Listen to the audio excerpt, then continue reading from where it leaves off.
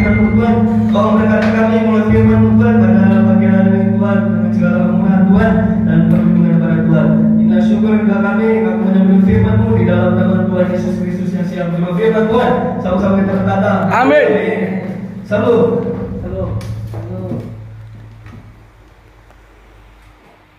Mari kita buka surat Roma pasal yang ke-5. Roma pasal yang ke-5 ayat yang ke-12. Sudah Pak, Roma pasal 5 ayat 12.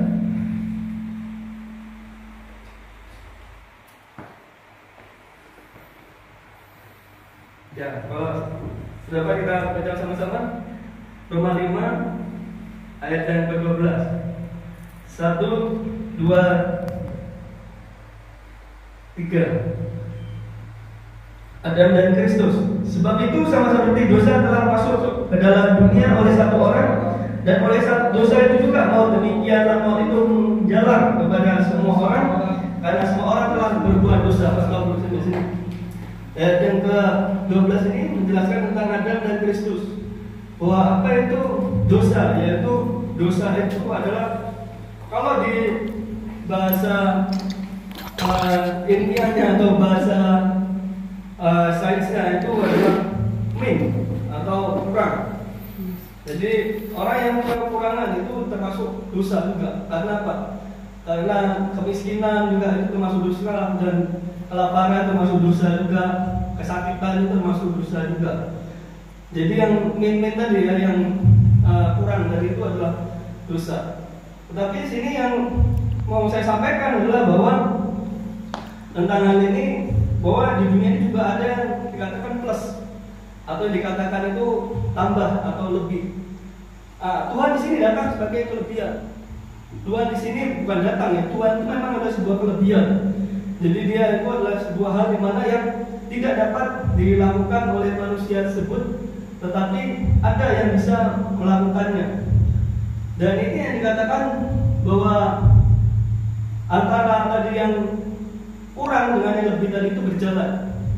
Ya buktinya apa, sampai sekarang dunia ini masih berjalan, hingga sampai peradaban dari manusia ke manusia, dari tahun ke tahun, dan juga dari peradaban-peradaban lainnya yang tidak terlepas dari semua yang namanya itu mungkin pertikaian dan peperangan dan sebagainya tersebut, karena peperangan peradabannya itu juga di sini. Nah, ada lebihnya juga, tidak tahu ya apa lebihnya. Kalau kita di sini membaca sejarah, banyak sekali bahwa dalam sebuah peperangan itu akan menghasilkan banyak hal juga. Yaitu kelihatannya dosa peperangan itu, tapi dia juga menghasilkan banyak hal.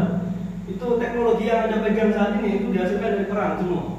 Karena di situ ada mesin enigma, ada mesin komputer, itu dihasilkan dari hasil yang ya pertempuran. Betul ya, karena apa? Karena orang waktu itu berlomba-lomba untuk membuat sebuah sistem yang dapat menahan ya kode serangan itu ya. Kalau kita nonton di filmnya Alan Turing itu ya, itu salah satunya. Jadi dia menghasilkan komputer itu supaya perang itu diperlambat, supaya tidak banyak korban jiwa pada waktu itu di dalam sebuah perang. Nah di sini kalau kita melihat bahwa yang minus tadi belum tentu juga itu ada hal yang tidak ada hasilnya di situ. Ya, tetapi di sini kalau kita melihat juga bahwa mengapa Tuhan mau datang ke tempat yang min tadi, yang kurang tadi, mau menjalankan segala sesuatunya dengan segala kemuliaannya, dengan segala kelebihannya tadi itu, supaya apa? Supaya ya tadi dari kerjanya, kalau Anda pakai baterai nggak bisa plus ketemu plus. Jadi tidak akan bisa nyambung itu baterainya, tapi harus min sama plus. Supaya apa? Supaya bisa ada kinerjanya, supaya bisa ada di sini energinya. Maka itu dibutuhkan min dan plus. Nanti tidak tahu kalau nanti ada penemuan plus sama plus bisa nyambung baterainya juga. Nah itu jadi untuk sementara ini yang namanya baterai itu pasti sambungannya itu min dan plus. Nah itu sama juga kita dengan Tuhan seperti itu. Kita ini min, banyak orangnya, banyak kekurangannya, dan banyak di sini lupanya juga ya, banyak ada sakit-sakit juga, dan itu muncul sakit yang ya beraneka ragam, sehingga kita ya mungkin mengganggu kehidupan kita. aktivitas kita dan lain sebagainya. Tapi Tuhan dijelaskan sini yang kaya dengan rahmat itu dia sebetulnya ingin, Paulus menjelaskan juga kaya dengan rahmat itu sepertinya dia juga ingin menunjukkan kemurahan tersebut itu bagi setiap manusia. Amen. Supaya di sini manusia yang minus tadi itu mendapatkan sebuah kelebihan dari anugerah Tuhan di dalam kehidupan setiap manusia. Nah, sini juga ayat yang ke-13 kalau kita lihat tadi ya, sebab sebelum hukum Taurat telah ada dosa di dunia ini, tapi dosa itu tidak diperhitungkan kalau tidak ada hukum Taurat. Jadi masalahnya hidup itu dijelaskan di sini adalah mengapa banyak kelaparan dan kemiskinan? Karena semuanya mau dihitung pakai dosa. Jadi kalau mau dihitung pakai dosa, kesalahan, miskin terus itu pasti itu dunianya. Ya apalagi dia sudah bawa-bawa ya namanya itu agama dan lain sebagainya, itu sebagai kekuatannya di dalam perhitungannya. Nah itu dia sudah ya tidak memenuhi standar modern pasti. Jadi apa yang memenuhi standar modern tersebut yaitu hal yang baru itu dihasilkan daripada sebuah pemikiran yang bebas. Jadi tidak ada segala sesuatu itu yang tanpa kebebasan, maka orang tersebut itu akan mendapatkan segala sesuatu yang baru. Itu mustahil sekali. Karena apa? Karena kalau kita tarik sejarah, memang banyak orang yang punya pikiran bebas, orang yang punya pikiran dia itu modern, itu dia lebih dapat menemukan sesuatu di dalam penemuannya mungkin ya, atau dan sebagainya. Nah karena di sini tadi kita lihat bahwa hukum Taurat itu adalah cara lama manusia atau kuno. Ya, jadi kalau itu dipakai, jadi ada pepatah mengatakan orang bodoh itu dia baca segala sesuatu itu dicerna sendiri. Nah, contohnya dicerna sendiri itu dia tidak berdasarkan daripada kontekstualnya, tidak berdasarkan daripada konteksnya. Jadi orang pintar dia membaca segala sesuatu itu berdasarkan daripada konteksnya. Makanya hukum alam dunia ini orang yang bodoh pasti dimainin sama orang yang pintar, itu pasti sudah. Karena apa? Karena dia bisa baca sifat bias manusia. Jadi orang bodoh itu kan bias orangnya. Jadi dia karakternya kasar, bias dia. Nah itu orang bodoh. Nah itu gampang dimainkan sama orang pintar. Ya dibaca. Jadi kalau sudah dia itu dibaca ya sudah selesai itu orang. Karena apa? Karena itu memang cara mainnya dunia begitu. Nah karena itu tadi dikatakan hukum Taurat itu sama dengan memunculkan sifat bias manusia tadi. Ya, mengapa demikian? Karena dia memunculkan dosanya manusia itu tadi. Ya, jadi ketika itu dosanya dimunculkan, maka ketika dosanya dimunculkan, maka yang terjadi adalah manusia tersebut itu dia akan keluar sifat biasnya tadi kan.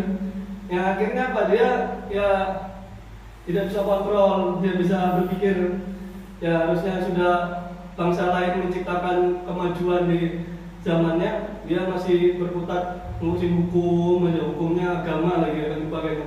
Sampai ada yang bagi-bagi roti apa sebagainya, jadi ya kayak gitulah. Anda lihat sendiri kan kalau di video-videoan banyak begitu. Orang yang bungkru jalan ya kan bagi-bagi roti kayak gitu. Jadi cukup begitu saja, itu sudah senang sama dimainin sama orang yang cerdas itu. Tapi orang yang kaya dengan segala rahmat dan murah Tuhan di sini, dia tidak berdasarkan daripada hukum Taurat, tetapi berdasarkan daripada segala karunia atau kemurahan Tuhan, keselamatan, pembebasan yang Tuhan berikan tersebut itu bagi setiap manusia. Apa sih keselamatan itu? Keselamatan itu artinya Anda dan saya itu sudah dibebaskan. Amin. Nah, jadi kalau kita masih berpegang pada yang nggak mau bebas, ya itu berarti ya belum selamat namanya. Nah, ya kan logikanya begitu. Artinya ya belum mau dibebaskan, yang berarti masih mau saya pakai aturan ini taat terus, soalnya pakai tuntutan Taurat ini ya itu. Berarti itulah manusianya itu sendiri berarti. Dijelaskan di sini tadi ayat 14 ya. Jadi nanti ambil sampai 14 ini aja. Sungguh demikian, mau telah berkuasa dari zaman Adam sampai kepada zaman Musa juga atas mereka yang tidak berbuat dosa, dengan cara yang sama seperti yang telah dibuat oleh Adam, yang adalah gambaran Dia yang akan datang. Jadi maut itu berkuasa itu dari zaman ke zaman, dijelaskan sampai kapanpun namanya maut itu tetap sama bentuknya. Ya jadi maut itu tetap sama bentuknya dari zaman ke zaman. Amin. Ya ada kematian di situ, ada ya orang ada yang ngomong kalau mati itu caranya beda-beda, ada yang mungkin kecelakaan, ada yang mungkin di sini sakit dan wabah dan lain sebagainya. Jadi maut itu dia menjalar dari zaman ke zaman. Nah itu membuat setiap manusia tersebut itu ya berada di bawah penderitaan di dalam dunia ini. Ya termasuk tadi maut yang dihasilkan dari sakit penyakit tersebut itu membawa penderitaan, membawa wabah kepada setiap manusia. Jadi yang mau dibereskan oleh Tuhan salah satunya adalah hal yang seperti itu. Amin. Dengan cara apa? Ya Tuhan berikan hikmat kepada manusia itu untuk berpikir menemukan misalnya solusinya. Ya mungkin kalau di tengah peperangan manusia tersebut itu melihat ada sebuah ide atau gambaran dan gagasan. Nah, kadang manusia itu berpikirnya begini, lihat kalau sudah saya pegang ini, dia tetap pegang itu terus. Nah itu masalahnya di situ. Jadi harusnya setiap masalah itu diselesaikannya ada yang pakai obeng, dia masih pegang ini terus, apa pisau terus. Jadi nggak bisa ini buka kuncinya tadi masih pakai obeng, dia masih pakai palu terus, ya kan? Jadi nggak bisa buka itu, ya bautnya itu. Nah, karena kadang menghadapi situasi itu ada yang mungkin tidak sama dengan yang ada di kitab ini kadang. Tetapi itu harus dilakukan. Karena apa? Karena memang itu yang terjadi di dunia ini. Karena dunia ini sudah terlanjur memang kena kutuk, kena dosa. Dan solusinya adalah bahwa segala sesuatunya itu ya harus dijalankan dengan ya sesuai yang di sini terjadi di dalam hidup ini. Kadang memang seperti itu. Amin. Di dalam hidup ini. Dan kalau kita melihat dari apa yang Tuhan berikan kepada manusia itu memang sungguh unik sekali ya di dalam perjalanan hidup ini. Jadi macam-macam hal kita bisa bertemu. Kadang kita punya ya peralatan itu ya cuma sedikit aja. Nah kadang ya bisa pakai cuma harusnya kita buka apa tadi itu pintu dari pakai kunci. Nah, kita pakainya di sini malah palu kan nggak mungkin. Jadi itu yang dikatakan bahwa hidup itu ya Tuhan itu kasih banyak tools atau Tuhan itu kasih banyak namanya peralatan untuk menghadapi masing-masing setiap masalah itu berbeda-beda. Jadi ya ketika orang itu bukan pada itu ya orang itu sama dengan tadi menjalankan hidup yang sesuai kemajuan zaman. Jadi bukan saat maunya dia oh saya kolot ya kolot terus ya dia kayak gitu terus tak apa bagus aja. Ya baru diinjak-injak sama dia sama teknologi. Itu apa itu mau diteruskan. Nah jadi itulah yang dikatakan bahwa segala sesuatu itu ya bahasanya kalau Anda bisa belajar itu ya di Spinoza itu tadi ya. Kalau ada baca Spinoza itu dia yang menentang banyak hal-hal yang kolot karena dia bapak dalam hal itu keagamaan itu yang modern. Jadi dia punya pemikiran bahwa beragama itu boleh bagus, tetapi harus bisa modern, harus bisa berpikir yang di sini juga fleksibel. Jadi kalau segala sesuatunya bukan ya kalau ini sudah ada hukumnya gini terus dibikin begitu terus ya itu namanya tidak fleksibel, namanya tidak modern, namanya kolot. Ya jadi intinya adalah bahwa mengapa ada Adam dan Kristus. Nah, ini kan adalah sebuah bencana di dalam hidup manusia bahwa manusia itu sudah jatuh ke dalam maut, dijelaskan Paulus tadi, jatuh ke dalam dosa. Dan Kristus adalah sebagai tempat bahwa setiap apa yang Tuhan berikan itu selalu ada solusinya pasti. Ya meskipun solusinya nggak sama dengan di pikiran kita. Ya meskipun solusinya mungkin di Alkitab ini nggak ada, ya kan?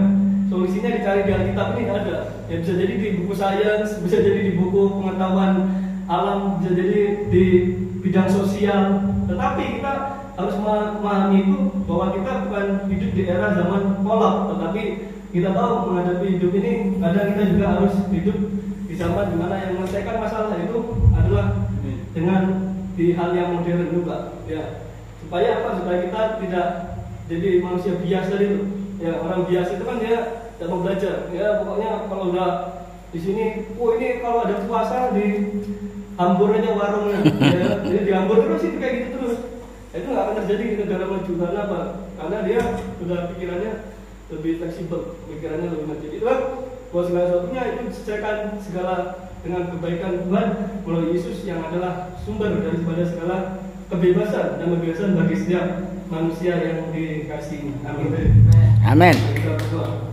Tuhan, terima kasih Tuhan pada firman Tuhan dan firman kami pada pagi hari ini. Kami datang kembali Tuhan sudah mendengar firman-Mu dan juga Tuhan kami berdoa Tuhan kepada kami melalui firman Tuhan pada pagi hari ini Tuhan dan jam masa kehidupan kami dan segala kemurahan dan perlindungan dan anugerah Tuhan dalam kehidupan kami.